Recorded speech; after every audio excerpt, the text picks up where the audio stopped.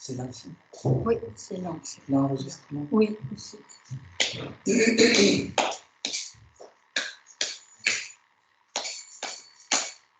Hare Krishna, Hare Krishna, Krishna Krishna, Hare Hare,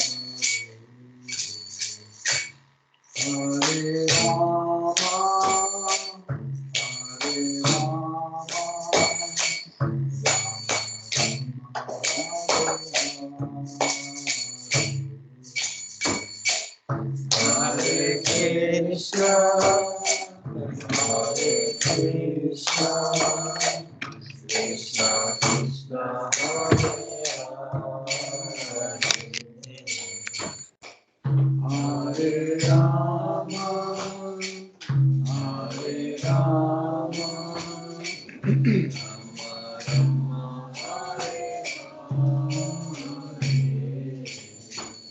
Hare Krishna, Hare Krishna,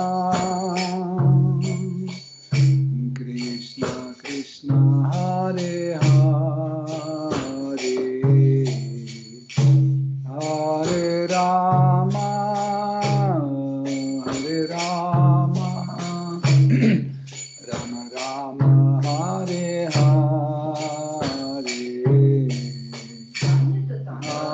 Krishna, Hare Krishna, Krishna Krishna, Hare Hare, Hare Rama, Hare Rama, Rama Rama, Hare Hare, Hare Krishna, Hare Krishna, Krishna Krishna, Hare Hare, Hare Rama, Hare Rama, Rama Rama, Hare Hare, Hare Krishna, Hare Krishna, Krishna Krishna, Hare Hare, Hare Rama, Hare Rama, Rama Rama, Hare Hare, Hare Krishna, Hare Krishna, Krishna Krishna, Hare Hare, Hare Rama, Hare Rama, Rama Rama, Hare Hare, Hare Krishna, Hare Krishna, Krishna Krishna, Hare Hare, Hare Rama, Hare Rama, Rama Rama, Hare Hare, Hare Krishna, Hare Krishna, Krishna Krishna, Hare Hare, Hare Rama, Hare Rama, Rama Rama, Hare Hare, Hare Krishna, Hare Krishna, Krishna Krishna, Hare Hare, Hare Rama, Hare Rama, Rama Rama, Hare Hare, Hare Krishna, Hare Krishna, Krishna Krishna, Hare Hare, Hare Rama,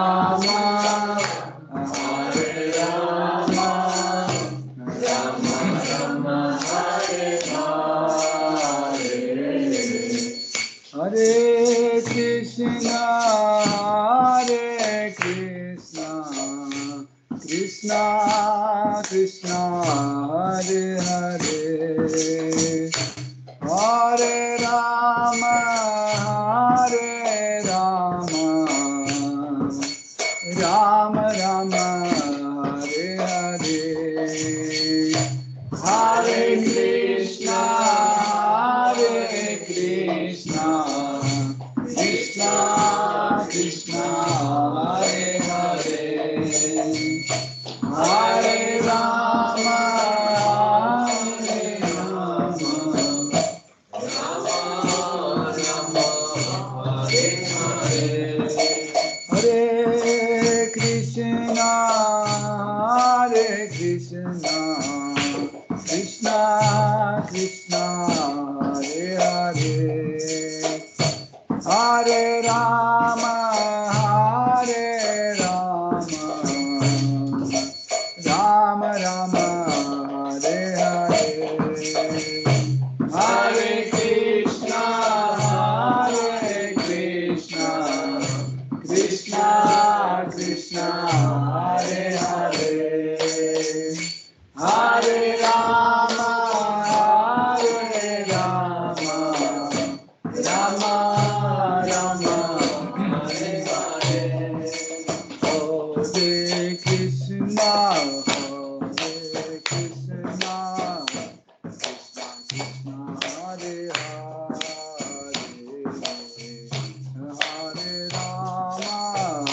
Hare Rama, Hare Rama, Rama Rama, Hare Hare, Hare Krishna, Hare Krishna, Krishna Krishna, Hare Hare, Hare Rama, Hare Rama, Rama Rama, Hare Hare, Hare Krishna, Hare Krishna, Krishna Krishna, Hare Hare,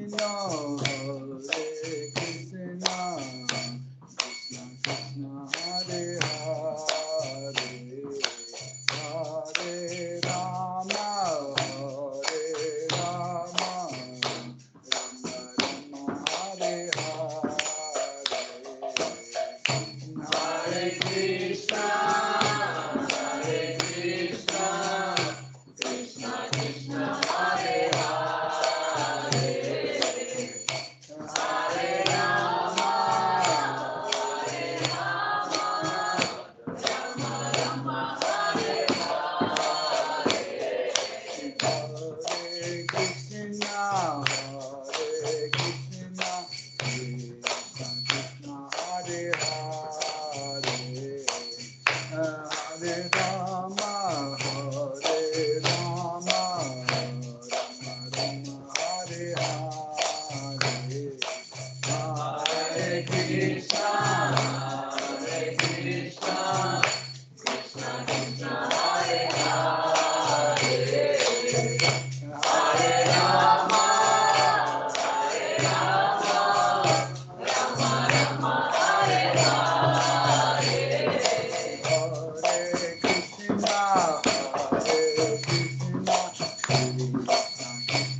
Hare Hare, Hare Rama, Hare Rama, Rama Rama, Hare Hare, Hare Krishna, Hare Krishna, Krishna Krishna, Hare Hare, Hare Rama, Hare Rama, Rama Rama, Hare Hare, Jaya Jagannath, Jaya Jagannath, Jaya Baladeva, Jaya Subhadra, Jaya Jagannath, Jaya Jagannath, Jaya Baladeva, Jaya Subhadra, Jaya Jagannath, Jaya Jagannath, Jaya Baladeva, Jaya Subhadra, Jaya Jagannath, Jaya Jagannath, Jaya Baladeva, Jaya Subhadra, Jaya Jagannath.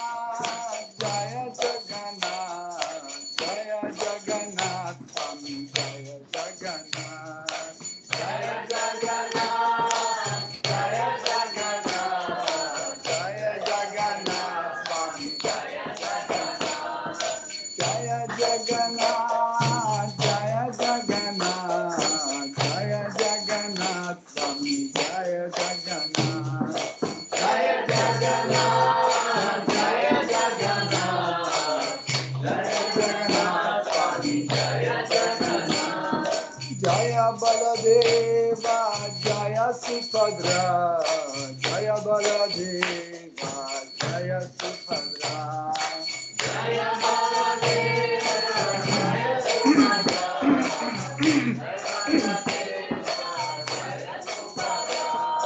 Jaya Prabhupada, Jaya Prabhupada, Jaya Prabhupada, Jaya Srila Prabhupada. Jaya Prabhupada, Jaya Prabhupada, Jaya Prabhupada, Jaya Srila Prabhupada. Jaya Prabhupada, Jaya Prabhupada, Jaya Prabhupada, Jaya Srila Prabhupada.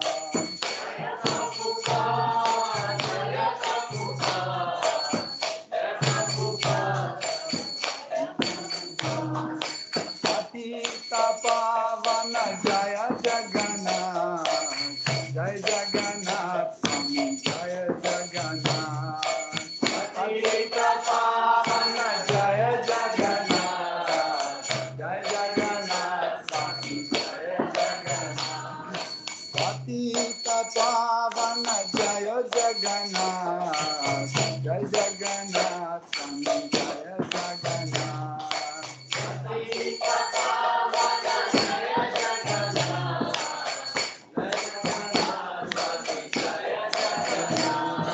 Jagannath, Jagannath, Jaya Jagannath, Jaya Jagannath, Swami Jaya Jagannath. Jagannath, Jagannath, Jaya Jagannath, Swami Jaya Jagannath. Jaya Jagannath, Jaya Jagannath, Nilachala Chandra, Jaya Jagannath.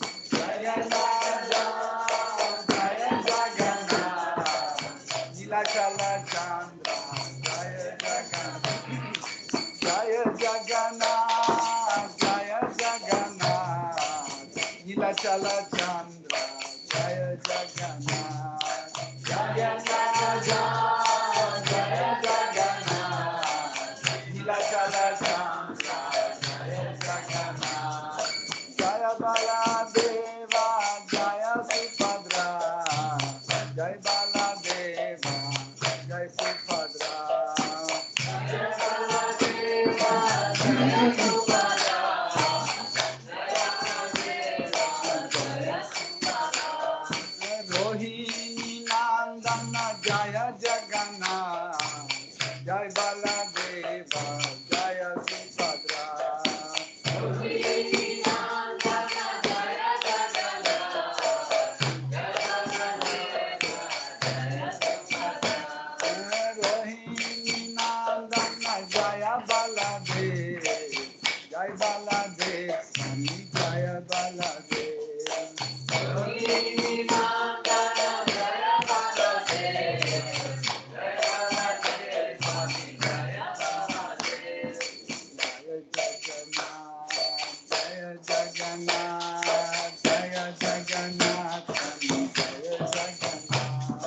Jaya Jagannath, Jaya Jagannath, Jaya Jagannath, Swami Jaya Jagannath.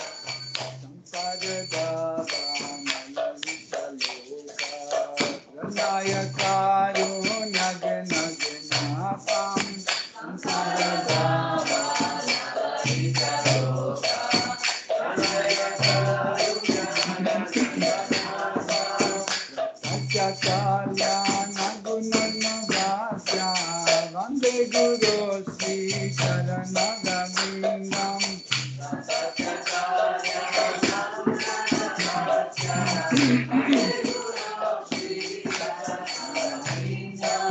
Mahaprabhu Krishna Mukherjee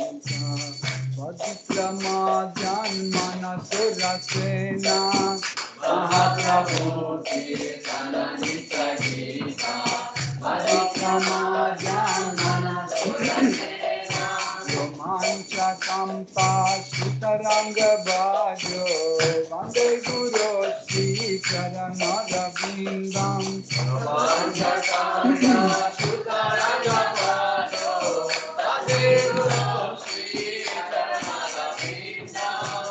Vigrahara Nityanana, Shingaratan Mandira Marjana Dao. Vigrahara Nityanana, Shingaratan Mandira Marjana Dao. Yuktasya Bhaktam Shaniyunjatopi, Vande Guru Sri Charana Ravindam. Yuktasya Bhaktam Shaniyunjatopi, Vande Guru Sri Charana Ravindam. Chaturvidasi Bhagavat Prasado, Madana Tripan Hari Bhakta Santan. Chaturvidasi Bhagavat Prasado, Madana Tripan Hari Bhakta Santan. Vaiva Tripim Bhajata Sadaiva, Vande Guru Sri Charana Ravindam. Vaiva Tripim Bhajata Sadaiva, Vande Guru Sri Charana Ravindam. Shirakita Mathavayora Para, Mathurya Lila Gunarupanamna.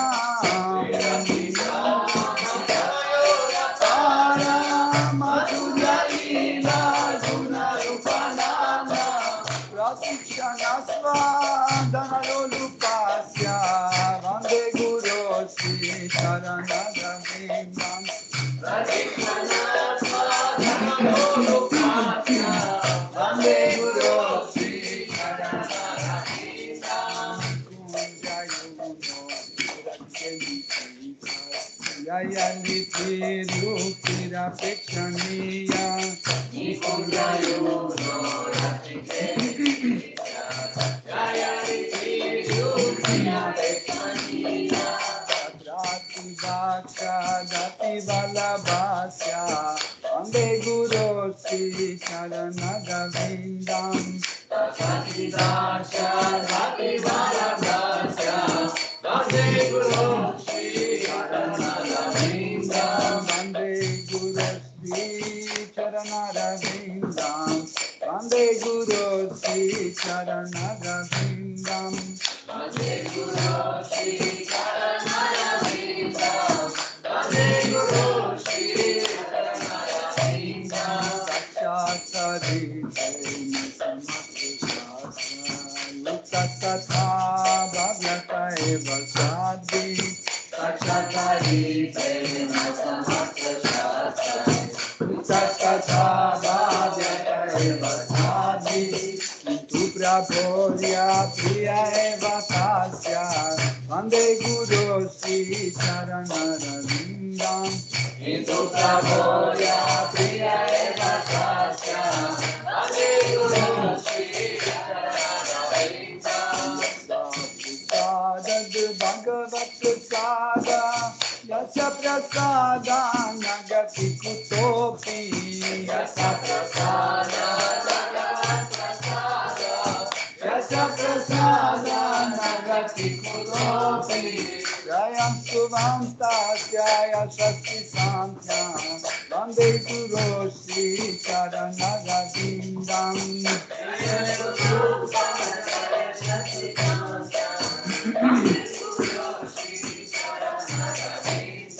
Vande Guru Sri Charana Ravindam. Vande Guru Sri Charana Ravindam. Vande Guru Sri Charana Ravindam.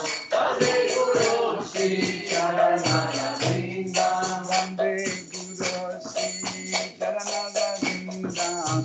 Vande Guru Sri Charana Ravindam. Vande Guru Sri Charana Ravindam. Vande Guru Sri Charana Ravindam.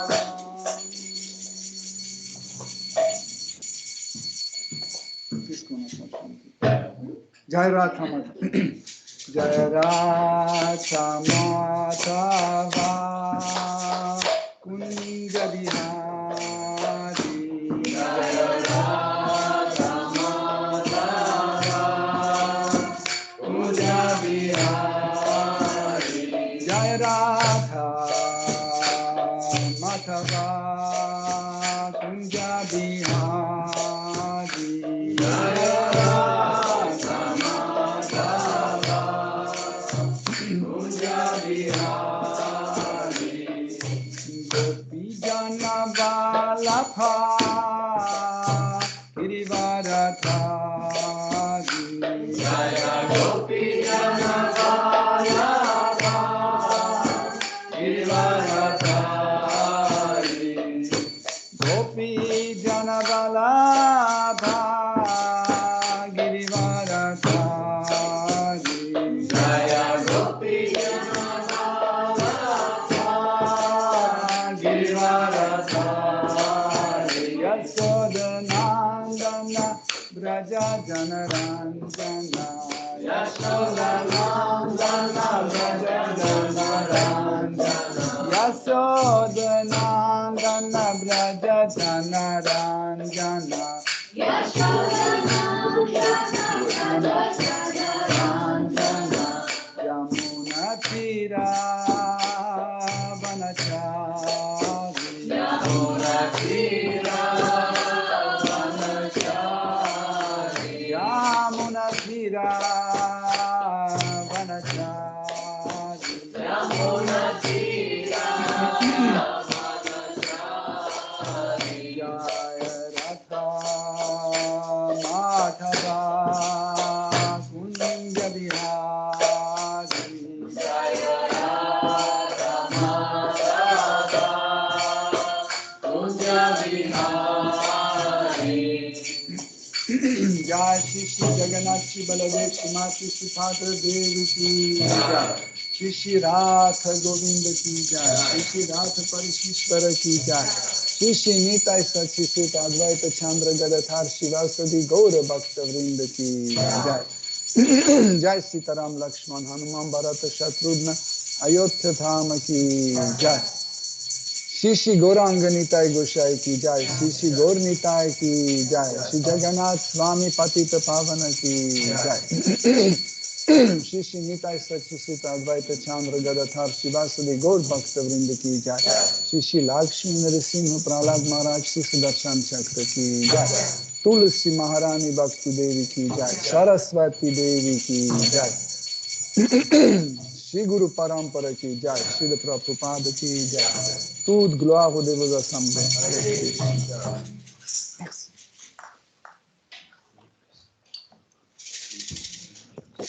Plus chaude. Merci.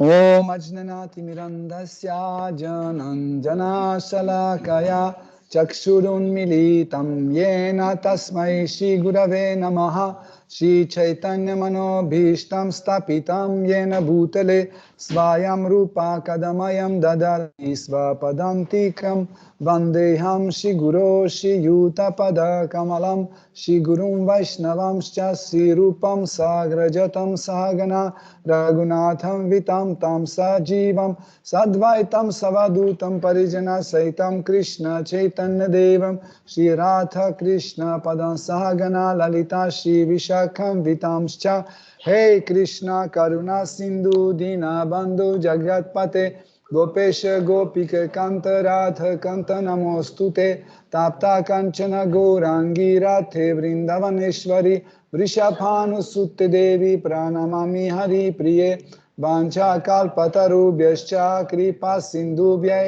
Eva Chaha Patitanam Pavanebhyo Vaishnavebhyo Namo Namaha Nama Om Vishnu Padaya Krishna Preshtaya Bhutale Shimate Bhaktivedanta Swaminiti Namine Namaste Sarasvate Deve Gauravani Pracharine Nirvishesha Shunyavadi Paschatya Desha Tarine Jai Shri Krishna Chaitanya Prabhu Nityananda Shri Advaita Gadadhara Shivasadi Gaura Bhakta Vrinda Hare Krishna Krishna Krishna Hare Hare Hare Rama Rama Rama Hare Hare Hare Nama Eva Kevalam Kalo Nasteva Gatiranyataha. Om Namo Bhagavate Vasudevaya.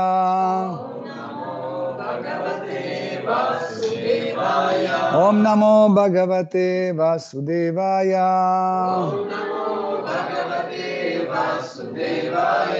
Om Namo Bhagavate Vasudevaya.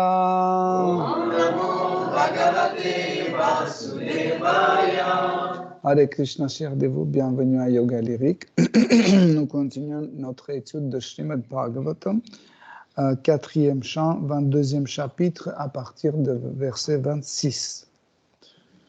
Yadaratir Brahmani Naishthiki Puman Acharya Vanjnana Viraga Ramhasa Daya Viryam Hridayam Jivakosham Panchatmakam Yonim Ivothito Gni.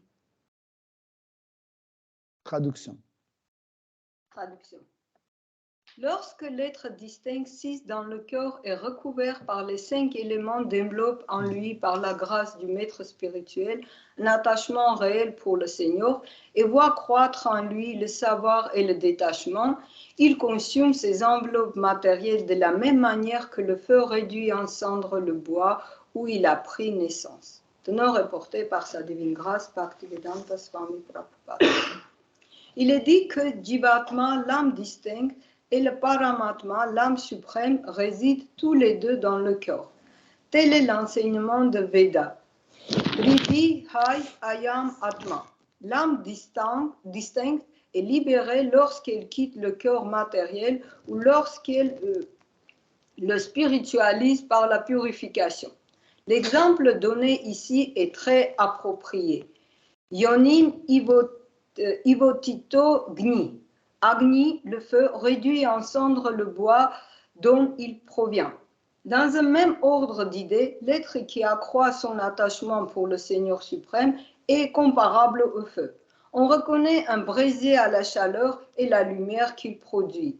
De même, lorsque le parfait savoir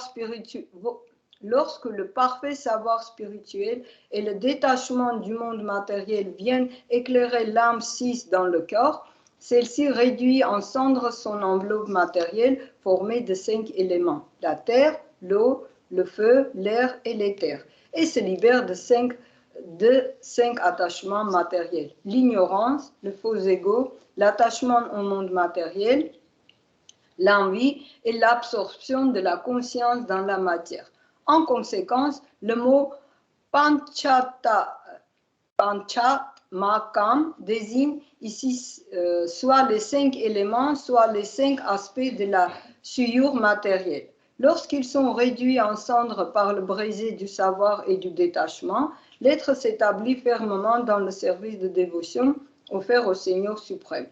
S'il ne cherche refuge auprès d'un maître spirituel authentique et n'accroît son attachement pour Krishna en suivant ses instructions, nul ne peut débarrasser son cœur de 5 enveloppes matérielles qui le recouvrent. L'âme, l'être vivant réside dans le cœur. S'il s'en détache, il connaîtra la libération. Telle est la voie à suivre. Il faut chercher refuge auprès d'un maître spirituel authentique et grâce à son enseignement accroître notre connaissance au service de dévotion, détacher du monde matériel et atteindre ainsi la libération.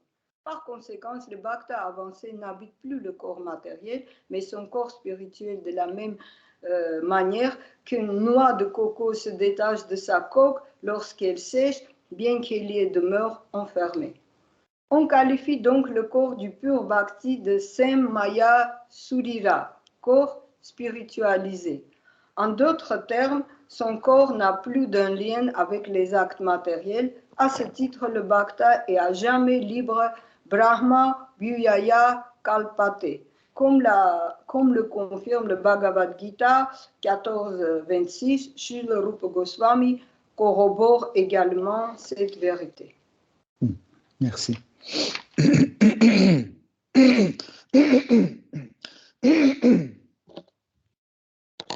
Donc, nous avons plusieurs fois évoqué le phénomène de Srimad Bhagavatam, que son enseignement est différent par rapport des enseignements académiques. Car les enseignements académiques, ils donnent souvent la connaissance au-delà d'un contexte réel. Tandis que la méthode d'enseignement de Srimad Bhagavatam passe par l'enseignement d'un contexte réel. Qu'est-ce que ça veut dire? Ça veut dire c'est par exemple, quand on dit que quand l'homme arrête de fumer, il retrouve sa santé. Ça, c'est la théorie.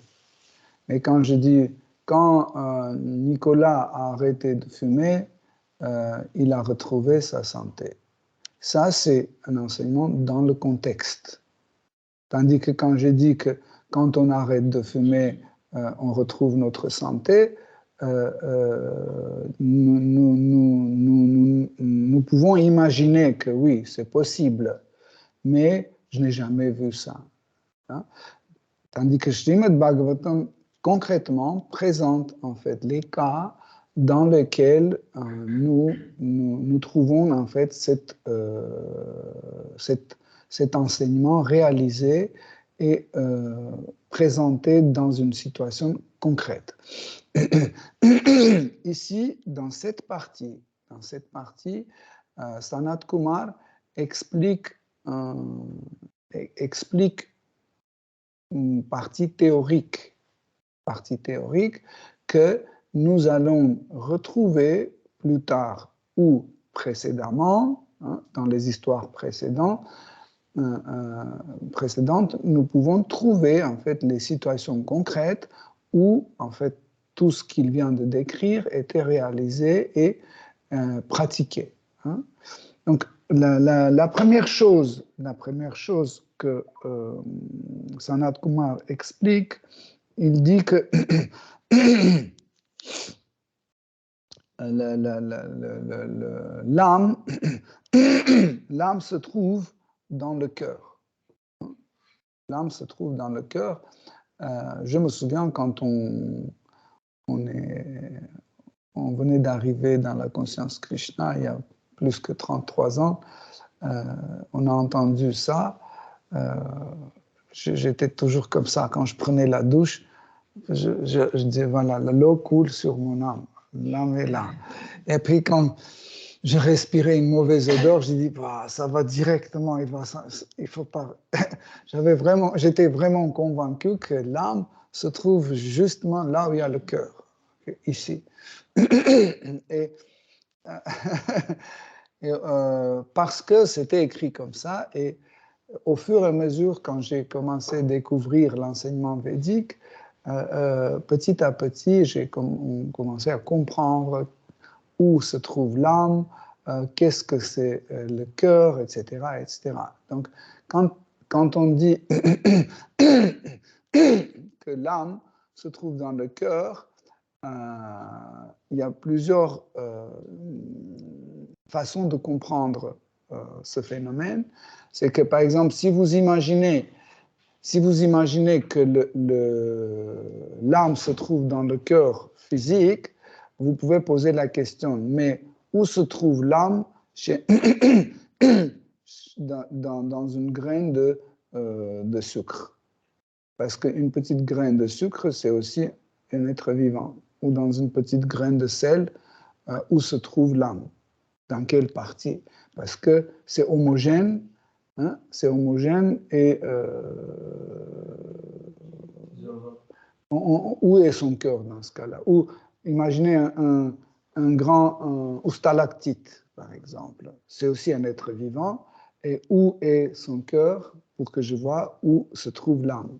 Okay? Et si, par exemple, on enlève mon cœur et on met un autre cœur à sa place, est-ce que mon âme va partir avec ce cœur et l'âme de quelqu'un d'autre va habiter mon corps? Donc, en posant cette question pendant des années, mais en continuant à étudier Srimad Bhagavatam et autres livres sacrés, en fait, j'ai compris la définition de cœur.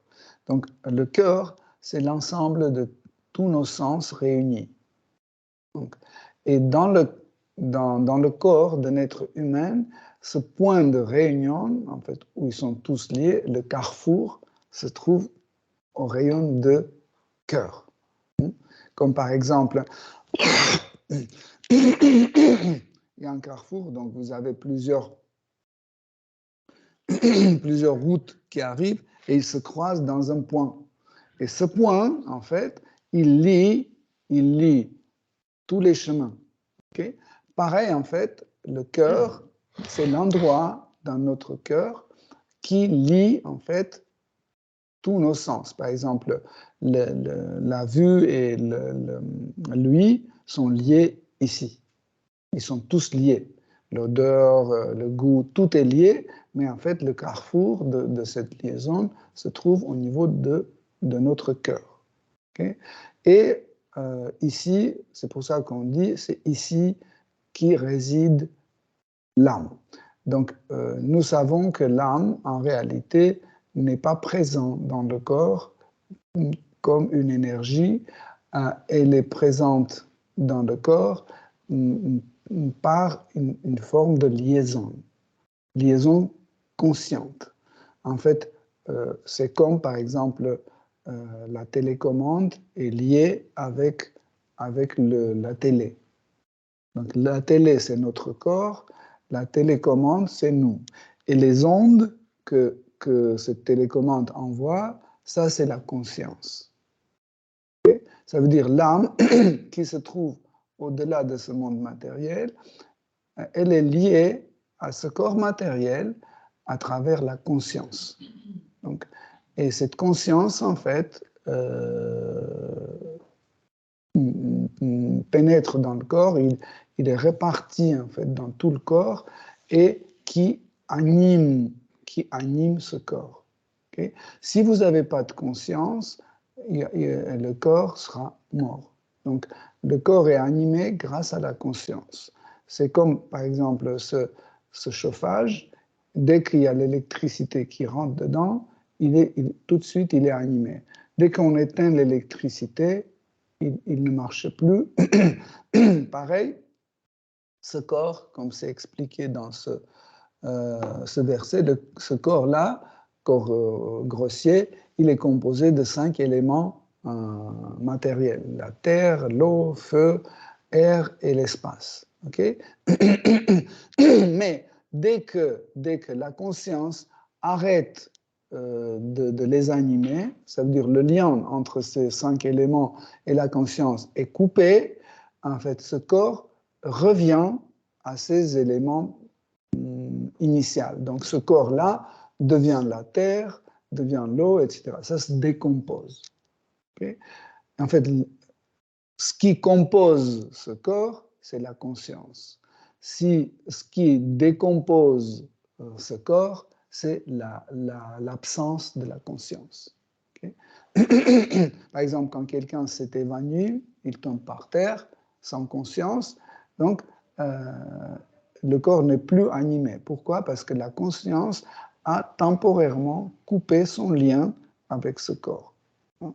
Ce lien est coupé temporairement, c'est pour ça que ces 5 éléments ne bougent plus.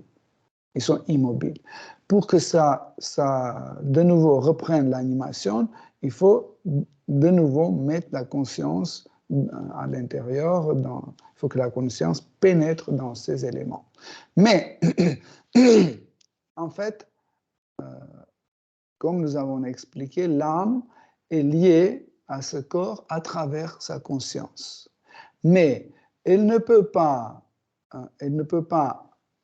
animer avec la quantité de sa conscience ce corps. Donc, pour cela, il faut plus de conscience. Quantitativement, il faut plus de cette énergie. Parce que la conscience, c'est une énergie.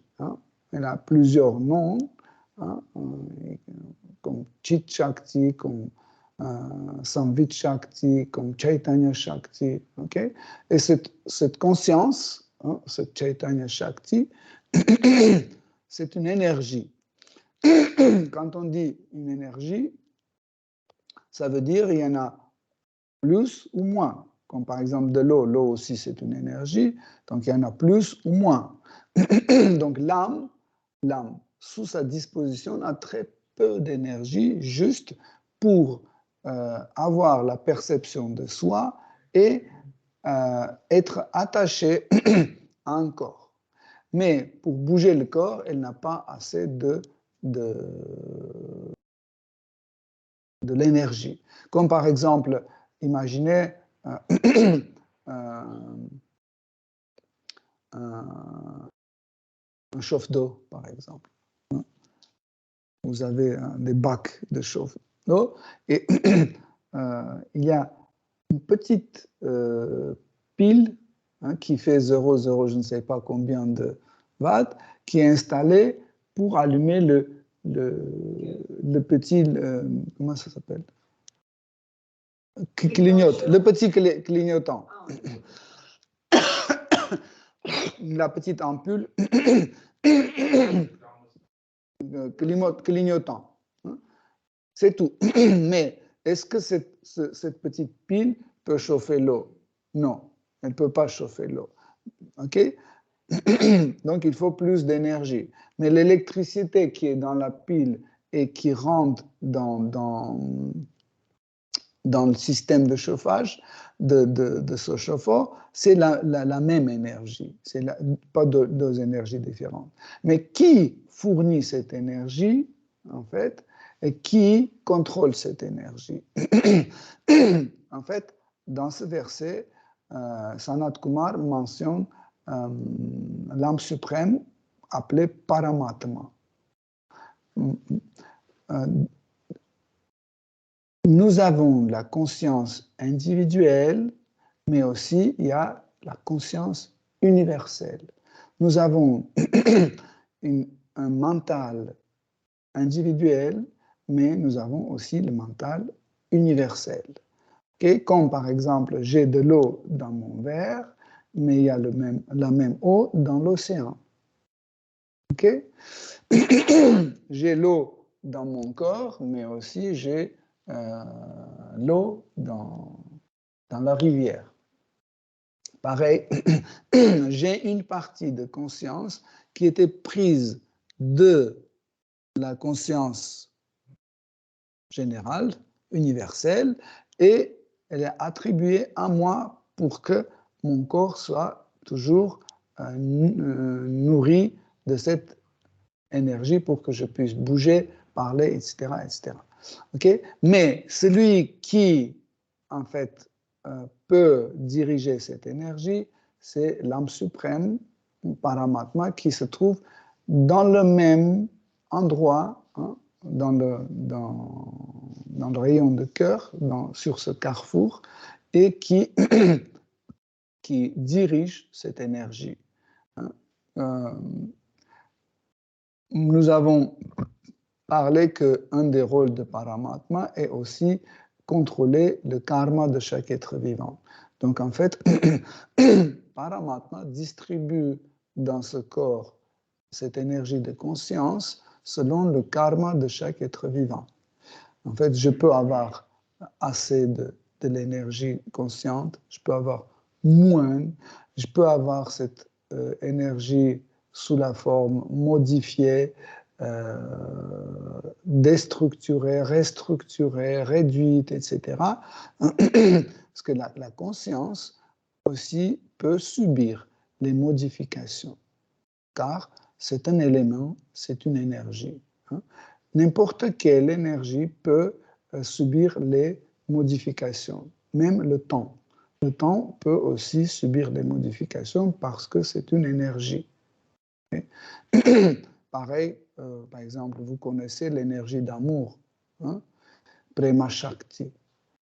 Prema Shakti, quand elle se manifeste dans le monde matériel, chez les êtres conditionnés, elle change sa forme, et elle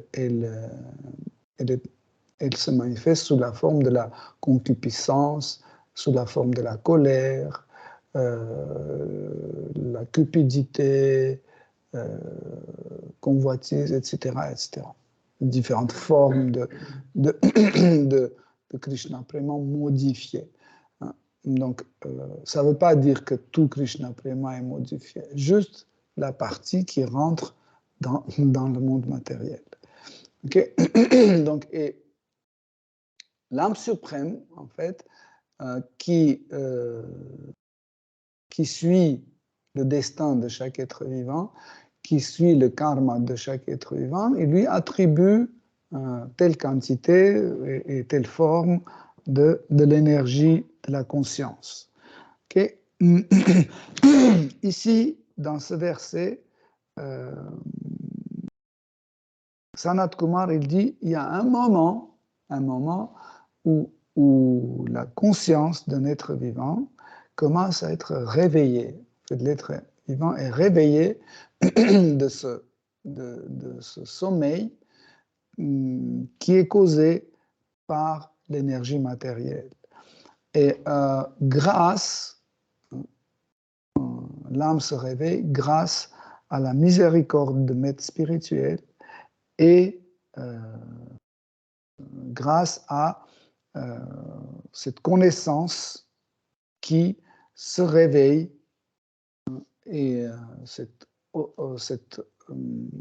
renoncement qui se réveille dans notre être. Pourquoi Sanat Kumar dit que en fait cela est possible par la miséricorde du maître spirituel? Parce que le maître spirituel, c'est une âme réalisée. Il a compris la vérité absolue. Il ne se trouve pas dans l'état de dualité. C'est pour ça qu'il peut nous aider. Nous, dans un état conditionné, nous ne pouvons pas faire un état correct, un état, on ne peut pas faire un choix correct et comprendre des choses correctement parce que nous trouvons dans un état conditionné. Nous sommes conditionnés par notre corps, par notre ethnie, nous sommes conditionnés par notre âge, par notre santé, par la société, par toute chose. Okay? Tandis que le maître spirituel, il est sorti de cette dualité et de ces conditionnements. Voilà pourquoi il peut nous guider. Et en fait, sous son guidance, nous pouvons sortir de cet état conditionné. C'est comme par exemple, un aveugle ne peut pas guider un aveugle. Hein. Vous connaissez cette toile fameuse de Bruegel, où il y a 4 aveugles, et il y en a un qui les guide, et il tombe et il tire tous les autres dans le même fossé. Donc, état conditionné, c'est un état d'ivresse. Quand l'âme est présente dans ce monde matériel, il est comme dans un état d'ivresse. Et cet état d'ivresse ne lui permet pas de comprendre des choses telles qu'elles sont. Je ne sais pas, peut-être tout le monde ou pas, vous avez eu cette expérience dans votre vie précédente, pas très lointain, d'être ivre. Et vous savez que c'est un état tellement stupide, c'est que quand on est déjà ivre, légèrement ivre, on sent qu'il y a quelque chose qui ne va pas. Mais quand on s'enivre complètement, on ne remarque plus rien. On pense que tout va bien, tout est OK, t'inquiète pas, il peut rentrer dans la fossée, dormir là-bas, il peut manger n'importe quoi, etc. J'ai vu quelqu'un qui était ivre, qui a bu en fait le vodka, et après il a commencé à manger sa cravate. Vous voyez, quand il a commencé à mâcher, il a dit c'est très très bon, goûte. Donc, quand on tombe dans cet état d'ivresse profonde, nous ne pouvons plus distinguer le mal de bon de mal, le bien de mal, etc., etc. Là, il nous faut un guide qui n'est pas ivre, qui est sobre. Donc, sa sobriété, en fait, peut nous sortir de cet état. Ce n'est pas notre sobriété, c'est la sienne. C'est pour ça qu'on dit que c'est la miséricorde de Guru.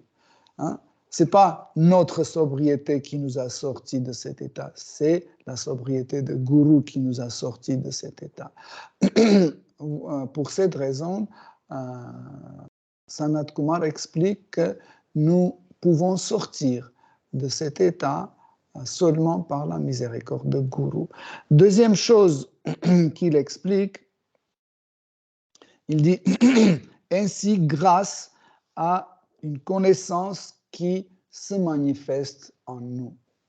Donc, Srimad Bhagavatam dit que l'âme est éternelle, elle est pleine de connaissances et de la félicité. Mais toutes ces qualités, en fait, sont envoilées dans un être vivant, dans ce monde matériel. C'est comme par exemple, quand vous achetez des noix, mais dans un emballage opaque. Et vous faites ça, vous dites oui, il y a des noix dedans. Mais vous ne pouvez pas comprendre dans quel état cette noix. Ils sont grands, petits, ils sont cassés. Peut-être il y a déjà les mythes qui ont déjà mangé. Vous ne savez pas. Pourquoi? Parce que tout est bien emballé. Vous faites ça, vous dites c'est super, il y a des noix. C'est écrit, il y a des noix dedans. Pareil, en fait, la connaissance est toujours en nous, mais pour faire sortir en fait de son connaissance, il faut enlever cet emballage. Donc cet emballage commence à disparaître petit à petit au fur et à mesure quand on commence à faire partir petit à petit l'influence de l'énergie matérielle. Donc sachez que l'influence de l'énergie matérielle est en continu tant que nous voudrions l'avoir. Ce matin, on a discuté de ça. Souvent, les dévots, ils culpabilisent l'énergie matérielle en disant que moi, je suis pour rien, tout est la faute de l'énergie matérielle, c'est elle qui me met dans une illusion, c'est à cause d'elle que je fais des péchés, etc. C'est faux. Tous les grands maîtres de tradition Vaishnava, ils disent que c'est notre faute. Pourquoi? Parce que notre comportement envers l'énergie matérielle n'est pas bon, elle est mauvaise. Il suffit de changer notre comportement envers l'énergie matérielle, tout de suite, tout change. Quelle est la mauvaise en fait, attitude envers l'énergie matérielle? C'est que nous voudrions toujours profiter de cette énergie à nos propres intérêts. C'est comme, par exemple, quelqu'un qui va voler chez son voisin et profiter de sa richesse, je sais pas, de son frigo et de tout le reste. Vous voyez? Ça ne lui appartient pas, mais il veut le faire. et comme ça, il se met en danger. Pourquoi? Parce qu'il sera arrêté, mis en prison, etc., etc. Pareil, quand nous commençons à avoir cette idée de profiter de cette énergie matérielle, tout de suite, nous tombons dans une situation d'un criminel parce que cette énergie matérielle ne nous appartient pas. C'est la propriété de Krishna. Elle était toujours la propriété. Initialement, elle est la propriété Krishna. Hein? C'est pas comme ça qu'un jour Krishna a dit est-ce que tu veux bien devenir ma propriété, ou Krishna l'a payé ou l'a acheté pour qu'elle soit sa propriété. Non. Initialement, elle est sa propriété parce que Krishna est la source de l'énergie et Maya, l'énergie matérielle, Maya Shakti, elle est une énergie qui émane de cette source. Okay? C'est ça, en effet, la clé pour qu'on comprenne que l'énergie matérielle ne nous appartient pas. Elle appartient à Krishna. Et si nous voudrions d'avoir un contact avec elle ou prendre quelque chose d'elle, nous devons avoir la permission de Krishna. Sans cette permission, nous ne pouvons pas le faire. Déjà, Krishna nous a offert ce corps. Il nous a offert cette partie de son énergie. Et là, nous devons comprendre que ce corps n'est pas à nous non plus. Ce corps appartient à Krishna. C'est sa propriété. Et nous comprenons que je ne suis pas ce corps. Par exemple, si quelqu'un m'offre un manteau, je me rends compte que je ne suis pas ce manteau. Okay? Je suis différent de ce manteau. De la même façon, en fait, quand on comprend ça, cela signifie que la connaissance commence à se manifester en nous. En fait, souvent, nous disons l'acquisition de la connaissance, mais en fait, en réalité, l'acquisition de la connaissance, c'est une forme de mémoire. Ça veut dire on se rappelle de quelque chose que nous avons oublié. Vous voyez? Parce qu'en fait, la connaissance, c'est aussi une énergie. Et au fur et à mesure de nos efforts et de la miséricorde de Guru, petit à petit, cette énergie devient plus en plus présente en nous et commence à se manifester plus en plus. Okay? Si vous êtes assez observateur, vous pouvez sentir que cette énergie, au fur et à mesure, ça sort de vous. Ça ne vient pas de l'extérieur, c'est que c'est à l'intérieur. C'est quelque chose à l'intérieur qui se manifeste. Et vous l'attrapez, vous dites, ah, c'est vrai, c'est comme ça. Donc, c'est en fait exactement ce que Sanat Kumar explique, que cette énergie de la connaissance, elle se réveille en nous. Deuxième chose que Sanat Kumar explique, c'est le renoncement. Le renoncement, si vous vous souvenez, nous avons beaucoup parlé de renoncement. Et le renoncement, c'est un outil nécessaire pour celui qui veut progresser dans la vie spirituelle. Sans renoncement, ce sera très, très difficile, des fois impossible de continuer. Parce que souvent, quand on ignore l'aspect de renoncement et on veut progresser dans la vie spirituelle, ce qui se passe, c'est que en fait, nos actes commencent à freiner, ou nos propres actes deviennent un obstacle pour qu'on continue à progresser. Par exemple, si je continue à boire l'alcool, ou fumer, ou utiliser la drogue, ou continuer à manger la viande, ou avoir des relations sexuelles illicites, ou jeux d'hasard, en fait, tout cela, ça va me empêcher de progresser spirituellement. Pourquoi? parce que ça ressemble comme, par exemple, vous triez, non, vous trayez une vache et vous avez déjà rempli le seau d'un très bon lait et puis la vache frappe avec son pied et tout est renversé. Tout est renversé. Pendant d'une heure, vous avez fait ça et vous êtes très content et après, pof, elle renverse tout. Donc, celui qui n'est pas convaincu que l'austérité ou le renoncement, c'est un outil nécessaire, il se trouve toujours dans cette situation-là. Il chante Hare Krishna, il a l'association avec les dévots, il fait des efforts pour lire Srimad Bhagavatam, etc. Et après, il sort dans la rue, il fume une cigarette et il renverse tout. C'est comme ça que ça se passe. Pour cette raison, Sanat Kumar prévient qu'en fait, nous avons un outil important qui est le renoncement. Bien sûr que la connaissance et le renoncement, par eux-mêmes, ils ne sont pas la source de bhakti, de service dévotionnel.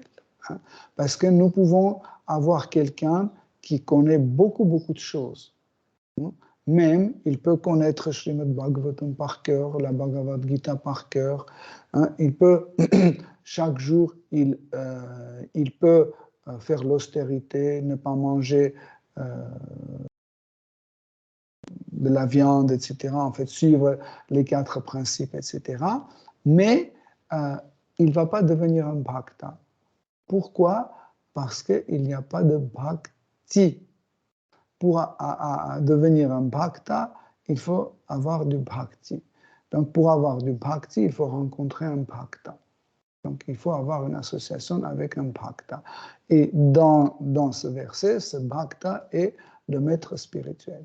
Le maître spirituel. Si le maître spirituel n'est pas un bhakta, comme Rasa l'a expliqué tout à l'heure, elle disait, si votre maître spirituel est un alcoolique, il va vous apprendre à boire. Si votre maître spirituel est un danseur, il va vous apprendre à danser. Mais si votre maître spirituel est un bhakta, il va vous apprendre bhakti. Okay?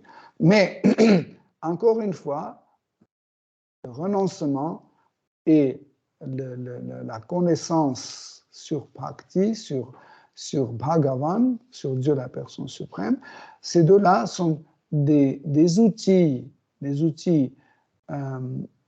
les plus importants hein, pour que nous puissions faire notre pratique.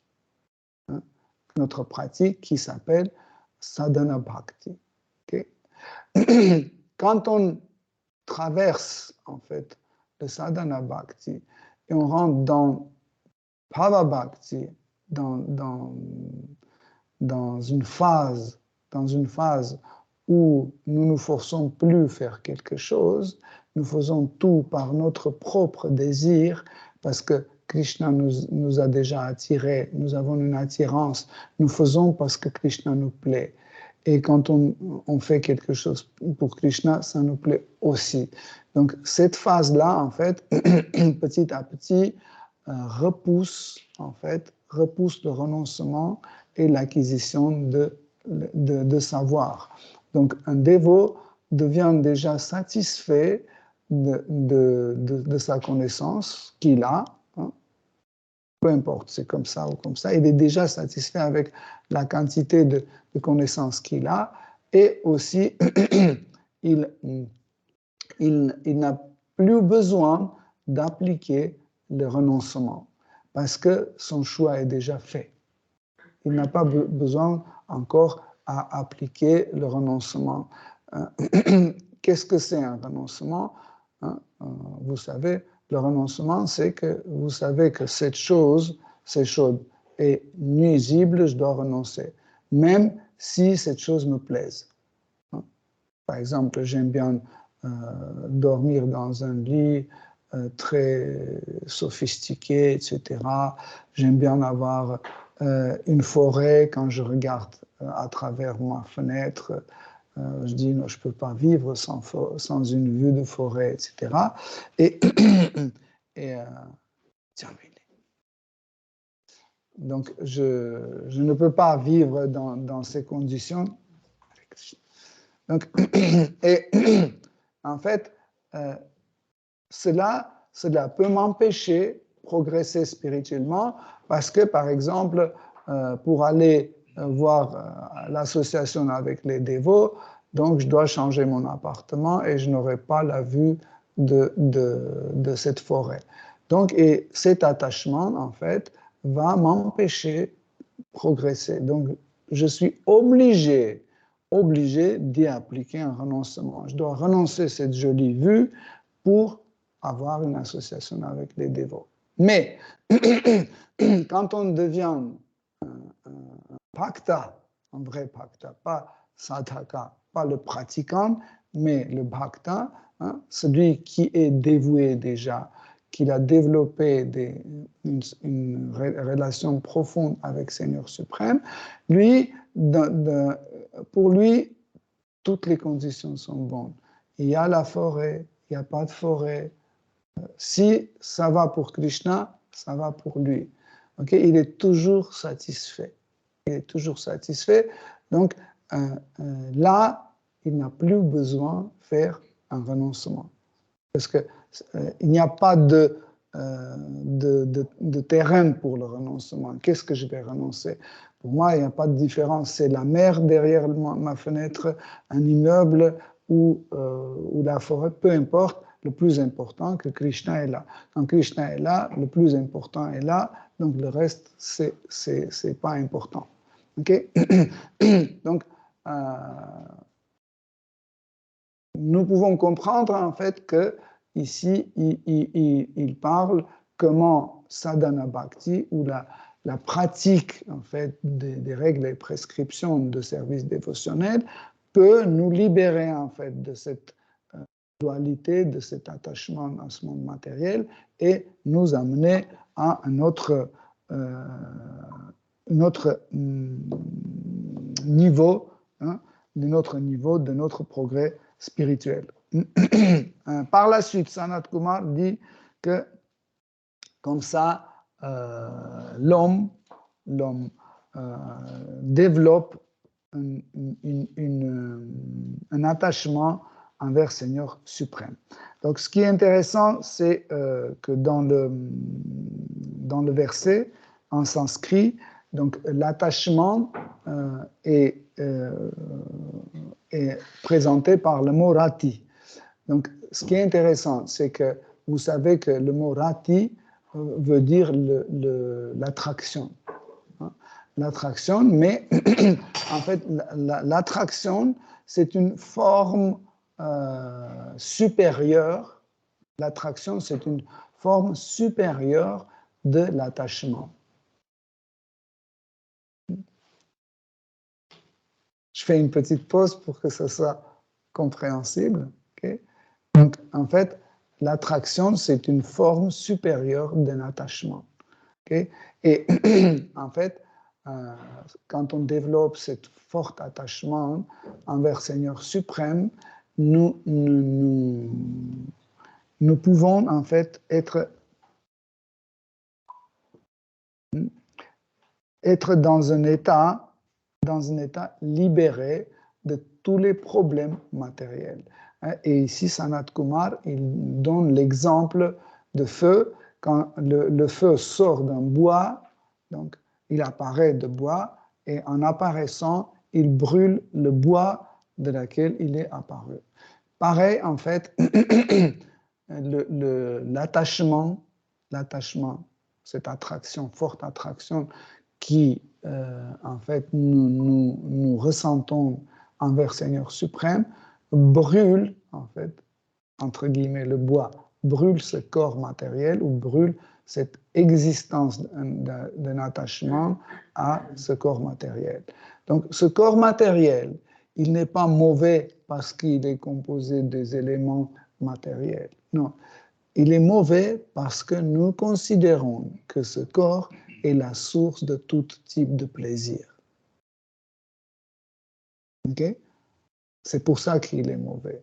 Mais pour celui qui a compris que ce corps n'a rien à voir avec notre plaisir, parce que chaque plaisir de sens, après, ça devient une sorte de maladie, tardivement.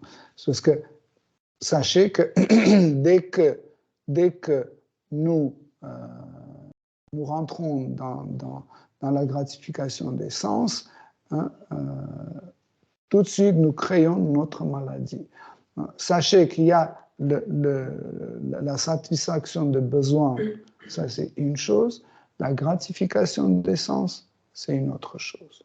Par exemple, j'ai faim, j'ai mangé mes 450 ou 500 millilitres de la nourriture, mon estomac est satisfait. Mais ma langue n'est pas satisfaite. Il dit, prends quelque chose, prends un bonbon, prends, je ne sais pas, sucre, prends un gâteau. Tu prends un gâteau, il dit, mais prends aussi un lassi, parce que tu as mangé le sucre, donc il faut boire, tu as bu un lassi, il dit, bon, maintenant c'est trop sucré, il faut prendre, je vais prendre une cacahuète salée. Tu prends une cacahuète salée, et après, il dit, oh, bon, c'est bon, j'arrête. Finalement, c'était trop salé. Donc, bon, il faut prendre un autre. Et c'est parti. Tout ça, c'est déjà, c'est ce qu'on appelle la gratification des sens. Donc, il faut bien distinguer la satisfaction de besoins de corps et la gratification des sens. En fait, nous n'avons aucun besoin de gratification des sens. Ce sont des actes inutiles et nuisibles envers notre personne. Par exemple, on grignote entre les repas et pourtant on a bien mangé. Quand on commence à grignoter, nous créons notre maladie. Par exemple, l'ulcère d'estomac ou les boutons qui apparaissent après sur le visage ou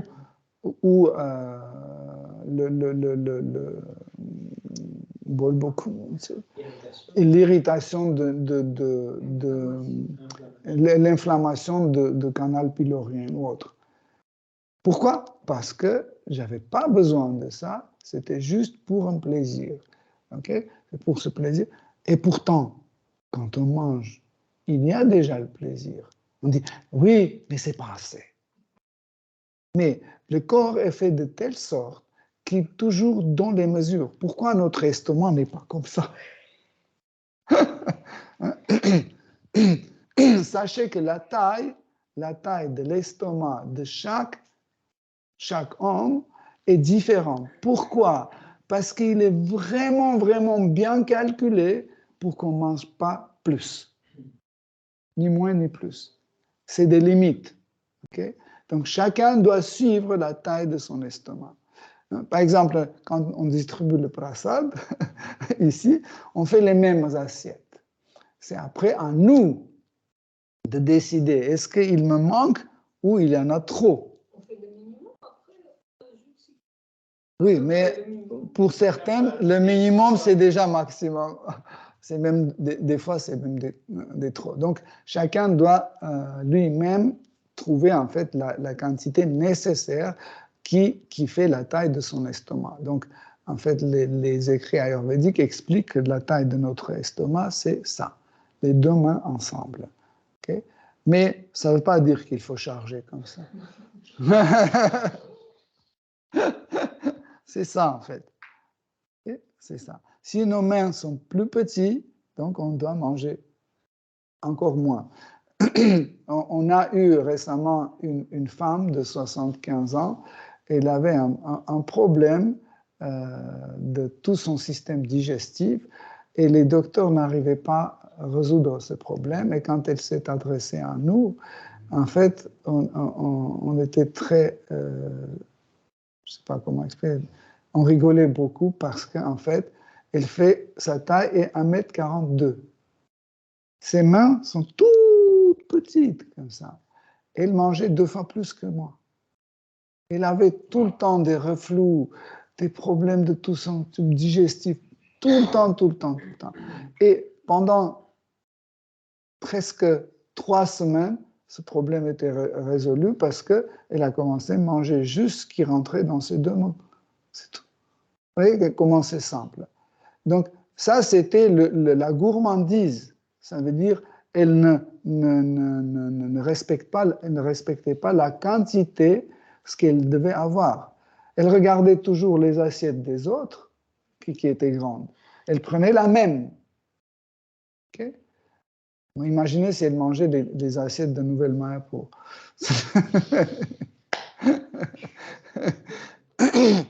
Donc, vous voyez, en fait, c'est pour ça que les gratifications des sens, en fait, créent les maladies chez l'homme. Hein. Donc, quand on dit que, dans ce verset, dit qu'en fait, l'attachement vers Krishna brûle ce corps, il brûle tout ce genre des attachements, hein, de gratification des sens, des choses qui sont complètement inutiles. Parce que nous avons notre but suprême, et nous devons faire ce qui nous amène vers le but, et on ne doit pas faire ce qui nous empêche. Hein. Ça, c'est bien écrit dans Yoga Shastra. Quand on étudie Ashtanga Yoga, les premiers deux angas qui disent Yama, Niyama. Donc Yama, c'est ce qu'on ne doit pas faire, et Niyama, c'est ce qu'on doit faire. Okay? Donc ça, c'est hyper important pour comprendre pourquoi le système d'Ashtanga Yoga commence par Yama, ce qu'on ne doit pas faire. Parce que c'est ça qui nous empêche, en fait, de progresser spirituellement. Okay? Quand on a enlevé ce qu'on ne doit pas faire, c'est plus facile de faire ce qu'on doit faire. Hein? En fait, ces deux-là, nous allons encore étudier plus quand on va étudier Upadeshamrita, le nectar des instructions de Rupa Goswami. Donc,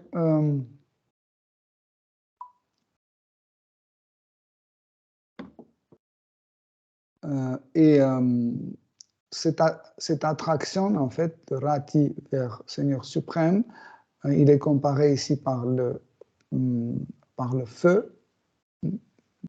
Il est comparé à feu. Donc, et le feu a une particularité. Quand il y a les conditions favorables, ce feu devient plus fort et plus ardent. Quand il y a des conditions défavorables, ce feu commence à se diminuer et peut même carrément éteindre. Donc, quelles sont les choses qui nous empêchent, en fait, de maintenir ce feu? C'est 6 choses qui étaient expliquées dans Upadeshamrita et 6 choses qui sont favorables, hein, pour maintenir ce feu. Donc, mais la chose la plus importante, sachez, qui peut maintenir ce feu, c'est l'association avec les dévots. Parce que, imaginez que je suis très faible, que je n'arrive pas à appliquer l'austérité, je suis paresseux, etc., etc., j'ai plein de défauts, etc., et je n'arrive pas à résister à toutes les tentations, etc. Donc, au moins, quand je suis avec les dévots, en fait, cela me permet d'être protégé. Sachez que, par exemple, si je sors d'ici, je vais fumer. Mais si je suis avec vous, grâce à votre présence, je ne vais pas fumer. Si je sors d'ici, je vais boire un café parce que je n'arrive pas à me retenir, mais avec vous, je ne le fais pas. Parce que vous parlez de Krishna, etc., je oublie, en fait. Mais dès que je sors, j'ai envie de manger un chocolat. Mais quand je suis avec vous, le chocolat, je ne sens même pas une envie de manger. Pourquoi? Parce que je suis avec les dévots. Les dévots me parlent de Krishna, ils expliquent des choses super intéressantes, etc. Donc comme ça, en fait, je suis protégé par les dévots. Même si mes propres qualités sont faibles, même si ma foi est très, très basse, pas développée, etc., grâce à la présence des dévots, grâce à l'association avec les dévots, ce feu est toujours maintenu. Donc il suffit de sortir de cet environnement, tout de suite on commence à couler. Quand les Shastras donnent cet exemple, ils disent, quand vous prenez un métal, vous le mettez dans le feu, en fait, tant que ce métal est dans le feu, il a les qualités de feu. Hein.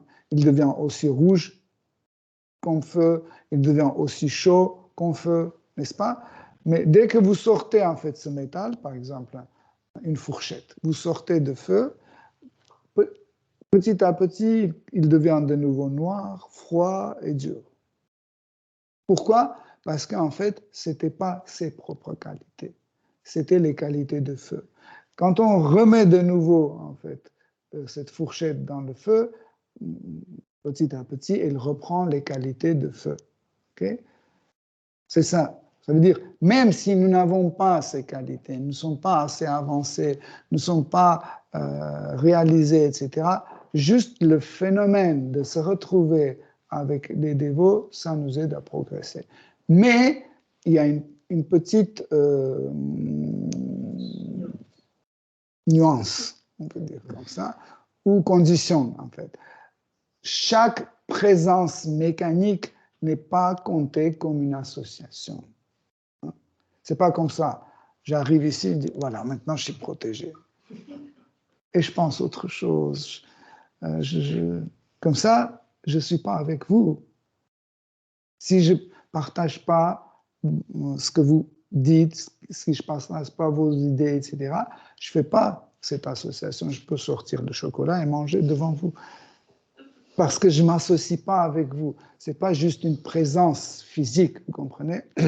L'association, c'est un partage. C'est un partage. On doit partager les idées. Je dois écouter ce que vous écoutez. Je dois réfléchir ce que vous réfléchissez. Comme ça, cette association va me protéger. OK? Donc, est-ce que vous pouvez chanter Hare Krishna? Je reviens. Hare Krishna, Krishna Krishna, Hare Hare, Hare Rama, Rama Rama, Hare Hare. Hare Krishna, Krishna Krishna, Hare Hare. Hare Rama, Rama Rama, Hare Hare. Hare Krishna, Krishna Krishna, Hare Hare. Hare Rama, Rama Rama, Hare Hare. Hare Krishna, Krishna Krishna, Hare Hare. Hare Rama, Rama Rama, Hare Hare. Hare Krishna, Krishna Krishna, Hare Hare. Hare Rama, Rama Rama, Hare Hare. Hare Krishna, Krishna Krishna, Hare Hare. Hare Rama, Rama Rama, Hare Hare. Hare Krishna, Krishna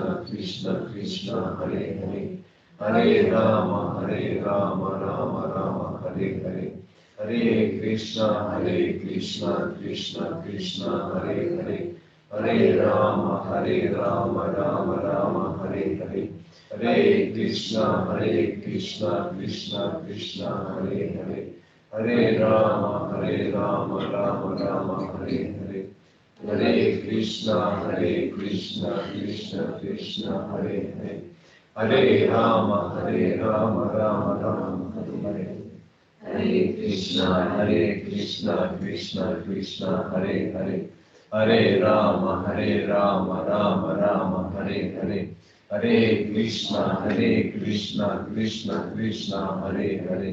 Hare Rama, Rama Rama, Hare Hare. Hare Krishna, Krishna Krishna, Hare Hare. Hare Rama, Rama Rama, Hare Hare. Hare Krishna, Krishna Krishna, Hare Hare. Hare Rama, Rama Rama, Hare Hare. Hare Krishna, Krishna Krishna, Hare Hare. Hare Rama, Rama Rama, Hare Hare. Hare Krishna, Krishna Krishna, Hare Hare. Hare Rama, Rama Rama, Hare Hare. Hare Krishna, Krishna Krishna, Hare Hare. Hare Rama, Rama Rama, Hare Hare. Hare Krishna, Krishna Krishna, Hare Hare. Hare Rama, Rama Rama, Hare Hare. Hare Krishna, Krishna Krishna, Hare Hare. Hare Rama, Rama Rama, Hare Hare. Hare Krishna, Krishna Krishna, Hare Hare. Hare Rama, Rama Rama, Hare Hare. Hare Krishna, Krishna Krishna, Hare Hare. Hare Rama, Rama Rama, Hare Hare. Hare Krishna, Krishna Krishna, Hare Hare. Hare Rama, Rama Rama, Hare Hare. Hare Krishna. Donc, nous devons comprendre aussi que dans cette association avec les Vaishnavas, nous devons faire des efforts pour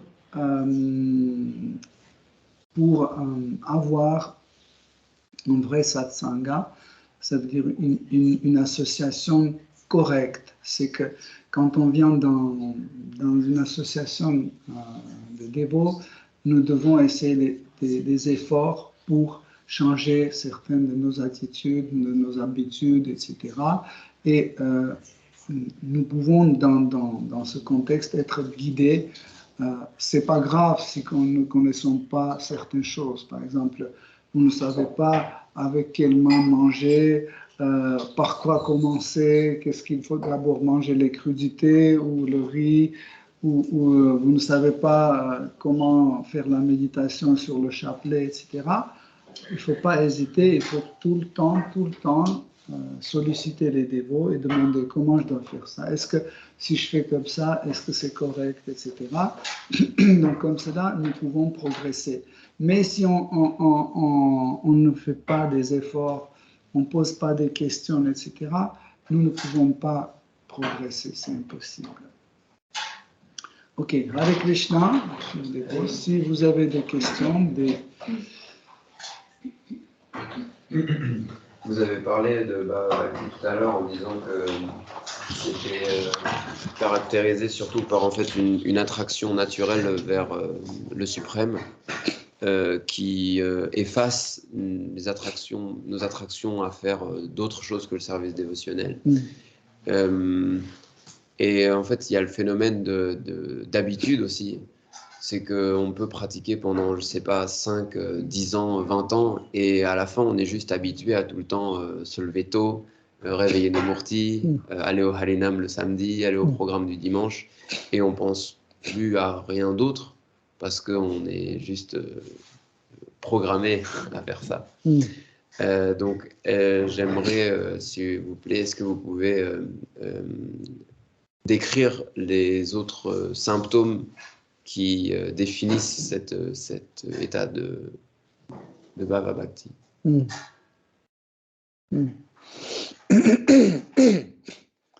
Donc,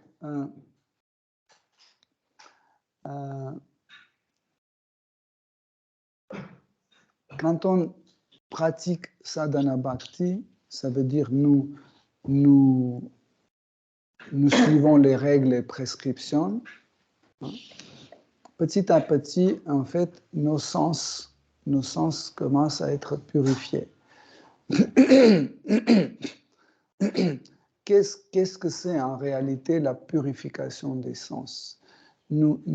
Souvent, nous répétons cette phrase purifier des sens, mais nous ne comprenons pas. En réalité, qu'est-ce que c'est purification des sens? En fait, les sens purs, ce sont des sens qui sont utilisés ou appliqués seulement pour sa vraie destination. Ça, c'est un sens pur. Okay? Donc, par exemple, mes yeux, ils deviennent purs seulement quand j'essaie de voir partout Krishna. Ils sont purs. Donc, dès que nos yeux vont toujours chercher Krishna partout, ce sens est pur.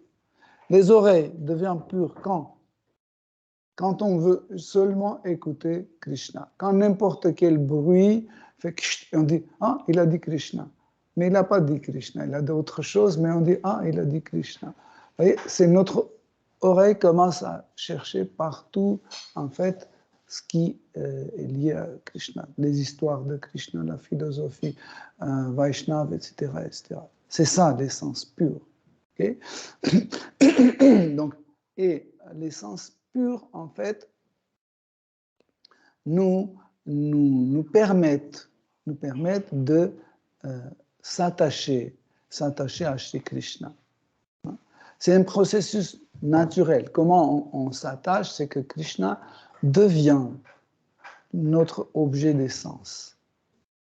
Ça, c'est Bhava Bhakti. Okay? Quand Krishna devient l'objet de nos sens. Par exemple, tout ce que vous voyez, en fait, les chaises, les hommes, les femmes, l'argent, les fleurs, etc., ça ne retient pas votre regard. Pourquoi? Parce qu'ils ne sont pas l'objet de vos yeux. Mais dès que vous voyez l'image de Krishna, pof, tout de suite, il y a un contact établi immédiatement. Waouh, Krishna.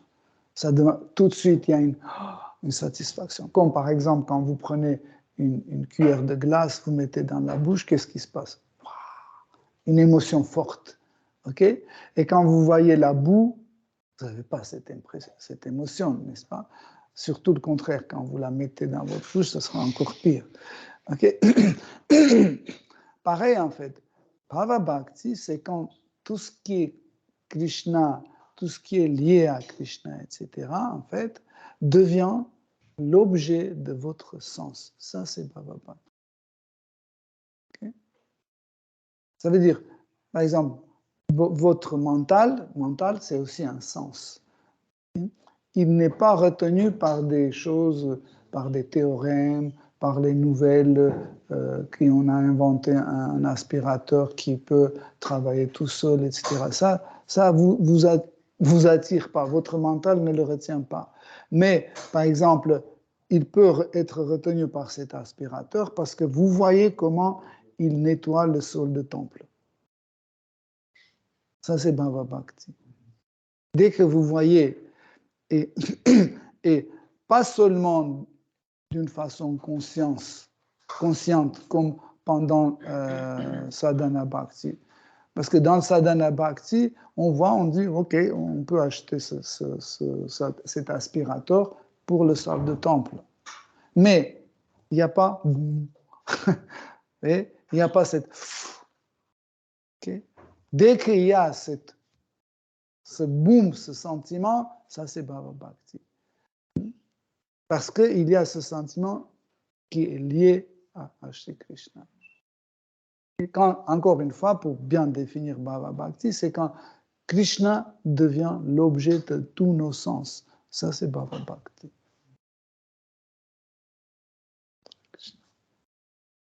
Vous avez d'autres questions ou des commentaires?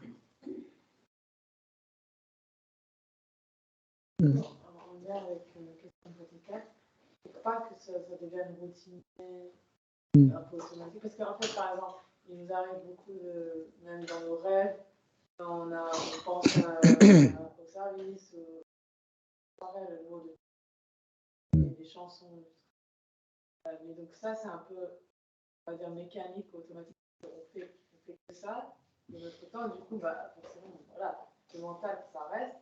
Après, on voit que on fait on ne contrôle pas trop le sens, on est toujours très gourmand. Donc ça veut dire qu'il faut un effort conscient de travailler aussi sur nos faiblesses et d'aller toujours plus loin. C'est-à-dire, c'est pas juste que, voilà, avec 86 et je chante des cestos. Non, en fait, il faut toujours se dire, ok, comment je peux mieux chanter.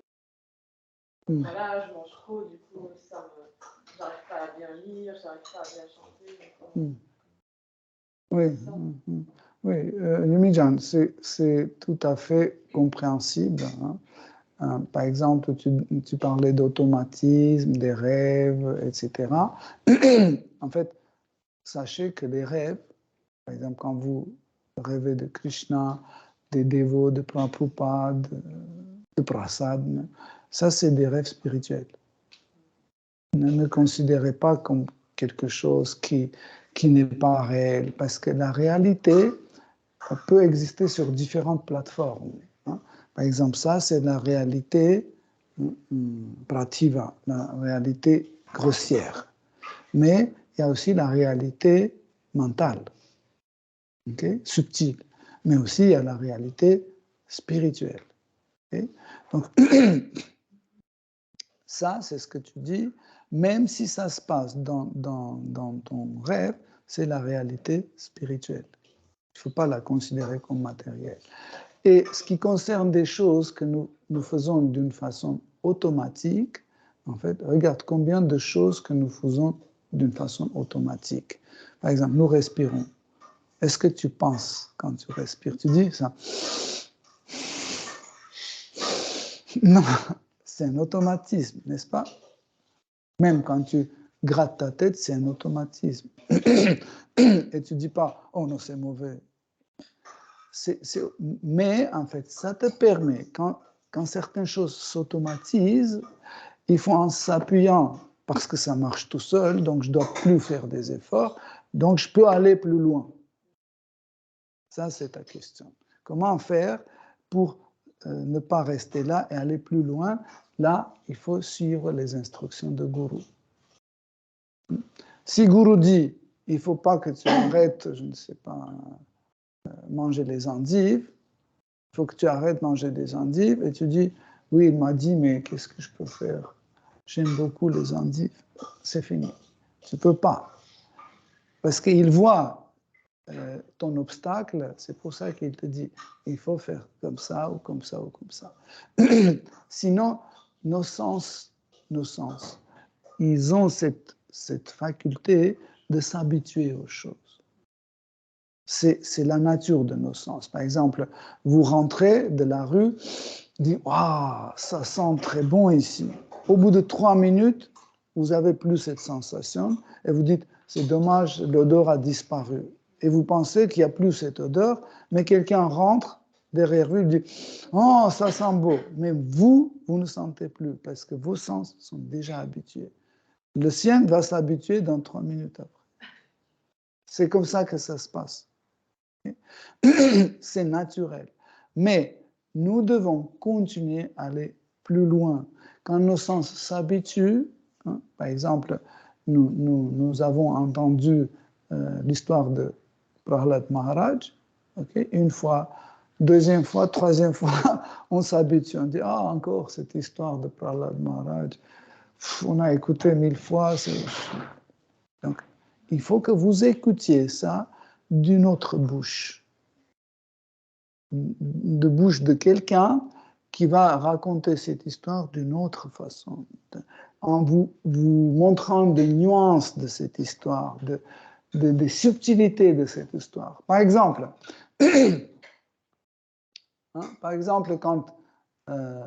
quand le roi Parikshit était maudit, que dans une semaine, il sera mordu par un serpent volant et il va mourir.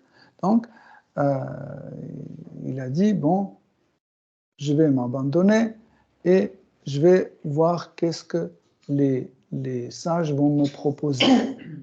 Il est allé dans une réunion des sages, il a dit, ben, il me reste seulement 7 jours à vivre. Qu'est-ce que je dois faire? Et tous les sages ici présents ont dit, tu dois écouter les divertissements transcendantaux du Seigneur suprême. Mais, tu te souviens combien de sages étaient présents là? Des milliers. Hein? Et ils sont venus déjà avant que Parikshit Maharaj était maudit. Ils savaient que bientôt il sera maudit et Shukadev Goswami va venir et il va raconter Srimad Bhagavatam. Ils connaissaient tous Srimad Bhagavatam. Mais pourquoi ils sont venus? Parce que c'est Shukadev Goswami qui devait raconter Srimad Bhagavatam. Tu vois une nuance. Donc, pareil, quand on écoute les instructions de notre maître spirituel et on essaie de les appliquer, nous commençons à aller dans la profondeur des choses.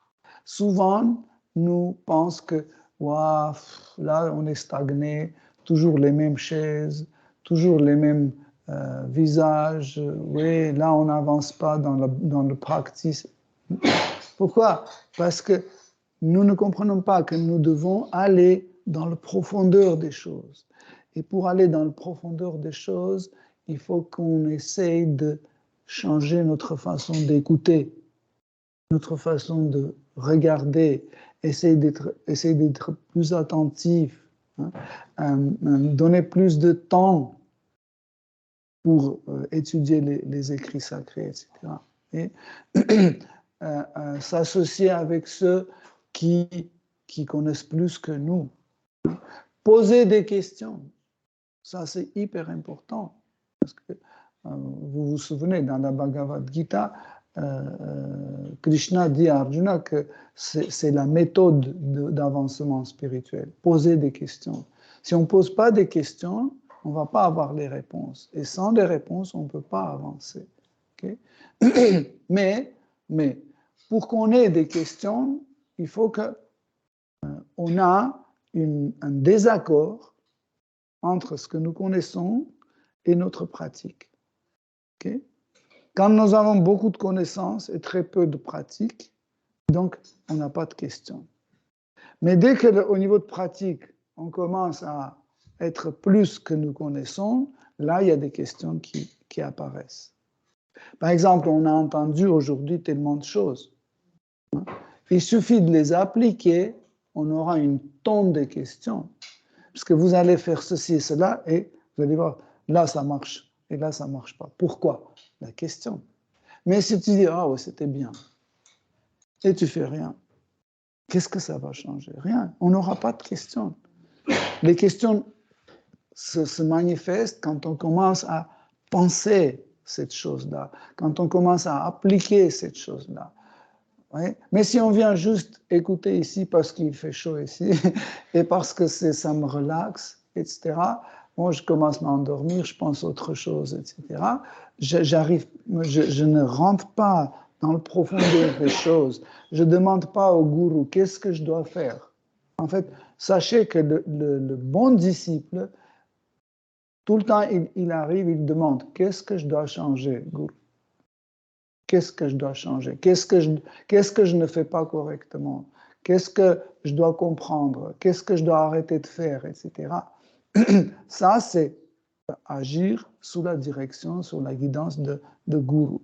Mais quand on vient et on est sûr qu'on est super, qu'on a tout compris, qu'on connaît tout, etc., on n'a pas besoin de guidance, on n'a pas de questions parce qu'on n'a rien fait. C'est ça. Si on veut vraiment avancer, il faut qu'on aille en profondeur, pas s'étendre à... Oui, s'étendre. Oui. Oui, pas s'étendre, mais aller dans la profondeur. Parce que quand on va à l'intérieur des choses, dans la profondeur des choses, nous commençons à trouver le goût de bhakti. Le goût de bhakti. En fait, le goût de bhakti vient au niveau de ruchi. Et ruchi vient après nishta. Nishta, c'est la stabilité. Et la stabilité arrive après bhajana kriya. Ça veut dire notre pratique va nous assurer notre stabilité. Et quand cette stabilité est tellement forte, comme tu as expliqué, même si ça devient mécanique, on a déjà un goût. Je ne peux plus me lever tard. Tu vois, quand je me lève, par exemple, 5h15, 5h20, c'est déjà, je ne me sens pas bien. Parce que je suis habitué à me lever avant 5h. Tu vois. C'est comme ça. Ça veut dire qu'il y a déjà un goût qui est développé pendant notre pratique. Quand c'est stable, quand ça stabilise, nous commençons à développer un certain goût. Okay? Et si notre pratique est consciente, si on sait que consciemment, on nous dit à nous-mêmes que je me lève pour Krishna, je cuisine pour Krishna, je m'habille pour Krishna, je dors pour Krishna, etc., etc., automatiquement, en fait, ce goût sera pour service dévotionnel, pour cette pratique. C'est pas encore un goût, c'est pas un goût vers Krishna. C'est le goût pour le processus, pour la pratique. Okay? Cette pratique commence à te plaire. Pourquoi c'est important? Parce qu'en fait, ce goût, ce ruchi, commence à devenir comment ça s'appelle en français? Pas alternative, mais... Mais il y avait un mot l'autre jour. Hamarjek. Équivalent, voilà. En fait, parce que je suis venu dans Sadhana Bhakti, parce que je voulais avoir une bonne santé. OK? Et ça, c'est mon but. C'est pour ça que je me lève le matin, c'est pour ça que je chante Hare Krishna, c'est pour ça que j'écoute Srimad Bhagavatam, etc. OK? Mais quand je développe un goût, ruchi, en fait, ce ruchi est aussi un attachement. C'est une forme d'attachement. Le goût, c'est une forme d'attachement. Je m'attache à cette pratique. Et cet attachement a un goût. Et ce goût commence à dominer sur mon motif initial, la santé. OK? Et après, je m'intéresse plus à ma santé. Parce que le goût est plus fort. Je commence à continuer à faire cette activité pour toujours avoir ce goût. Okay? C'est comme ça que ça se passe.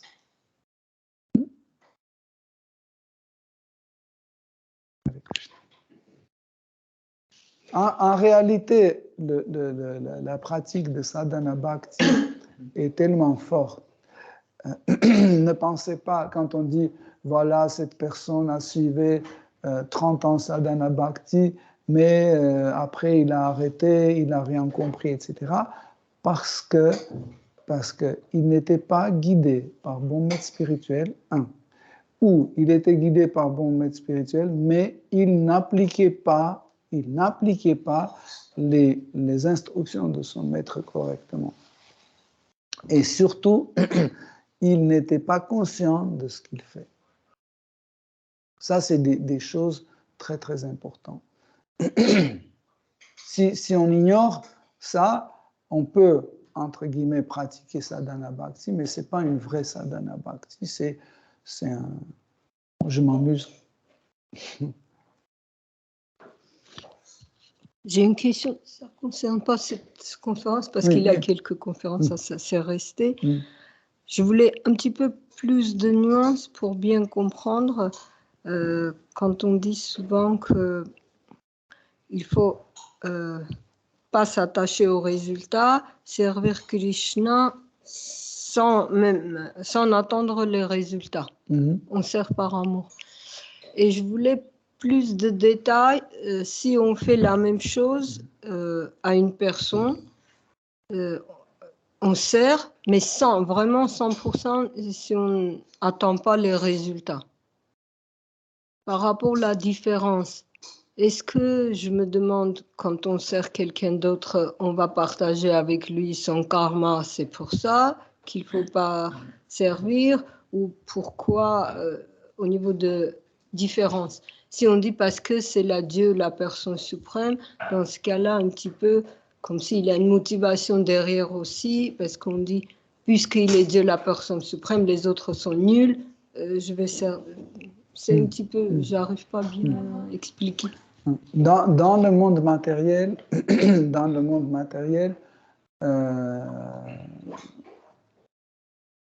chaque être conditionné, il a un motif égoïste. Personne ne fait rien juste pour le bien des autres. Même tout acte caritatif, volontaire, machin, etc., pour le bien de l'humanité, etc., en fait, quand même, il a un motif personnel. Okay? Même si, par exemple, je veux bien nourrir les pauvres, etc., okay? Il y a 10% de mon ego qui est satisfait. Je le fais, et après je dis, bon, voilà, c'est comme ça qu'il faut que tout le monde vive. Si tout le monde agissait comme moi, le monde n'était pas dans cet état-là. Donc, même si je fais un acte désintéressé, quand même, il y a un certain pourcentage d'égoïsme dedans. Okay? Et ça peut me tenir sur la plateforme de sattva, sur la plateforme de la vertu, okay? Mais vous savez que la vertu du monde matériel est toujours contaminée. Elle n'est pas 100% pure vertu. Okay? Cela veut dire que j'attends toujours un retour sous telle ou telle forme. Tandis que le bhakti, c'est une activité complètement canalisée vers Krishna, hein, et cette activité n'est pas partagée avec une autre activité. Donc, le motif est Krishna. Il a une motif. Le motif, c'est la satisfaction de Krishna. Ma satisfaction ne joue aucun rôle. Je peux servir Krishna et je vois que, je ne sais pas, je suis satisfait ou pas, ça ne m'intéresse pas. Okay?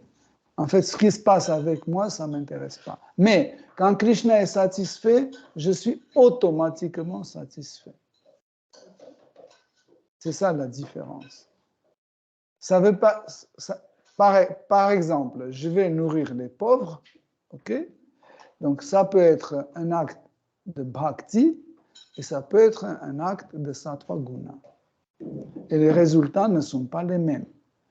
Et pourtant, l'acte est le même. Tu prends un riz, tu mets dans son assiette. Ça peut être bhakti et le même geste. Tu prends un riz, tu mets dans son assiette, mais ce n'est pas un bhakti. C'est un sattva. Et c'était la question.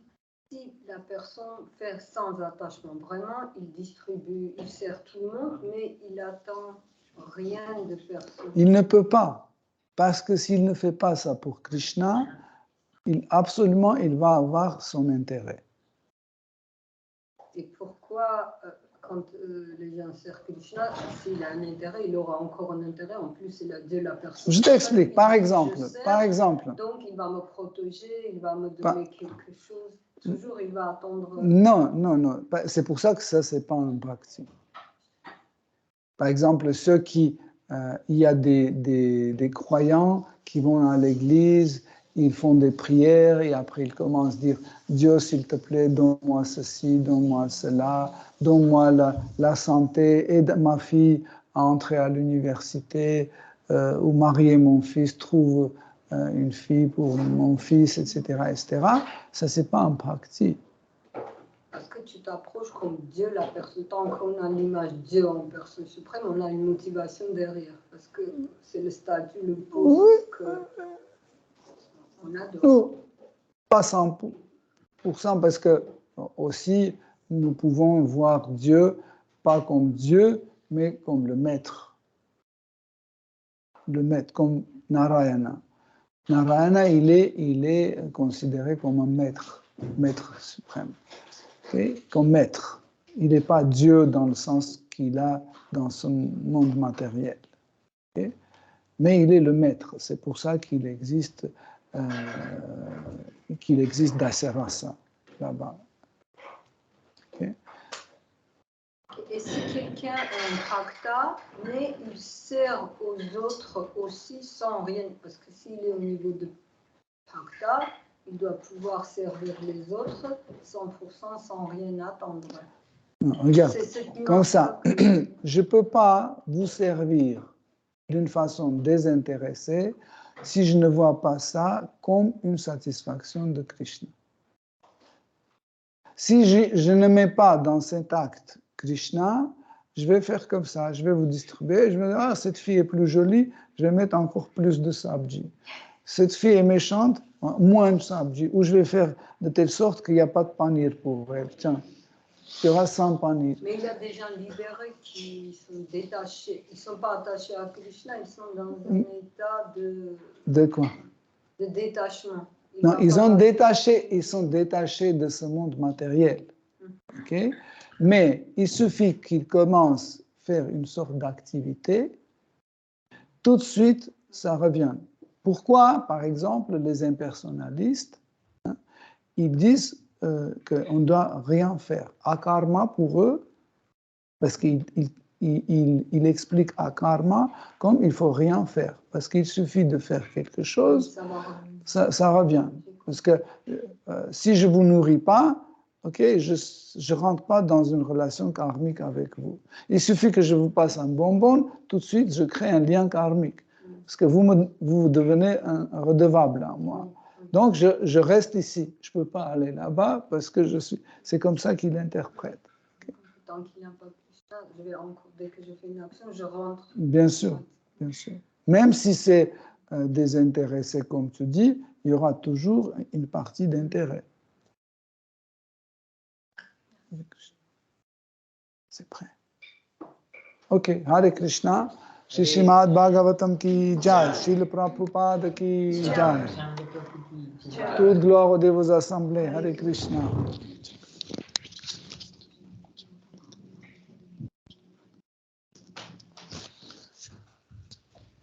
Ah, pardon.